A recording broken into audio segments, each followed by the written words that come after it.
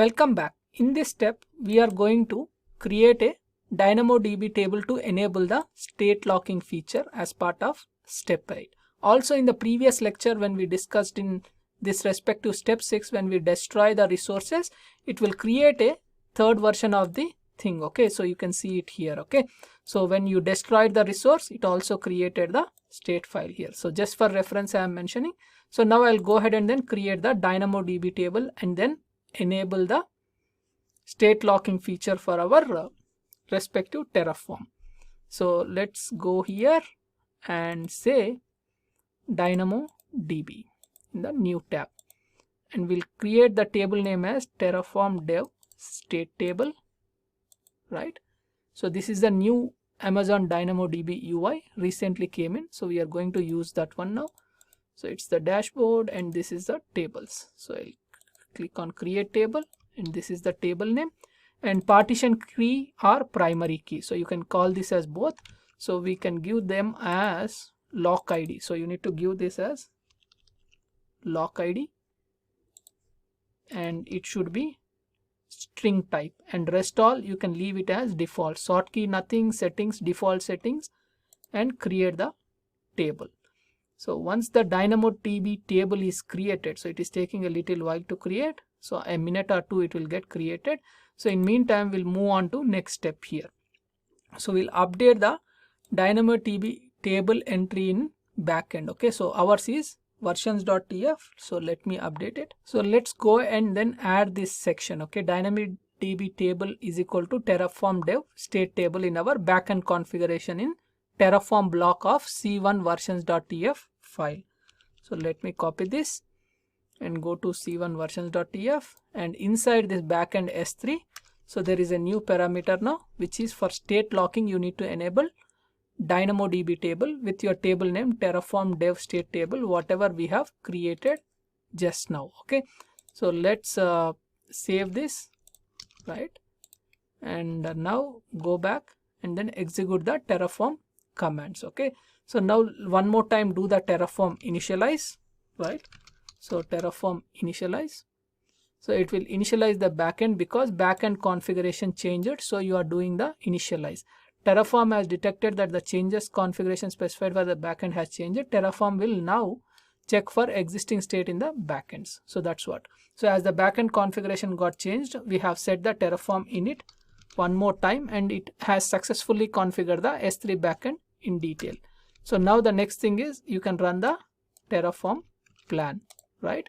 So when you are running the Terraform plan, go ahead and then observe few things here. Okay, so let me run the Terraform plan here,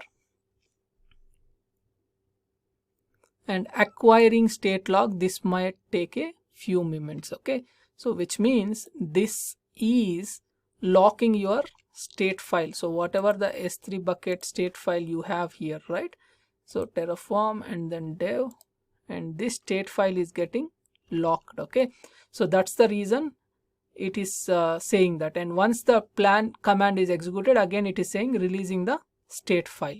So the reason it is saying that way is because no other person need to execute or send commands to the Terraform using this terraform.tf state file until and unless the current command whatever you are executing is delivered. Okay, so for that purpose, whenever it is running the Terraform plan, it is acquiring the state log and then executing your command and then releasing the state log. During that time frame, no one will be able to use that state file, which means no one will be able to provision the infrastructure using different desktops from where they are using. So in a team environment, so this type of feature helps us a lot. Okay, so now see, it started with acquiring state lock and at the end also it said that releasing the state lock.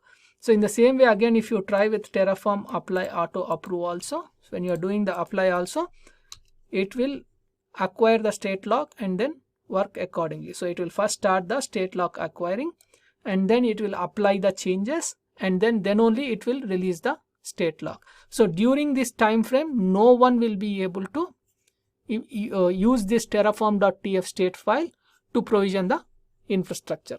So that is a very good feature for from Terraform perspective at any point of time only one resource will be able to provision the resources using this terraform.tfstate file. So we can even see it now releasing the state log. This may take a few moments, and then our state log got released. And even if you go to the DynamoDB table also, inside the DynamoDB table, so you can see the items and then lock ID for that, and all the information about the state is provided here on a high level. Okay, so that's about it. So let's go back here, and if you want we can even verify the versions. Okay, so this is the current version available for us.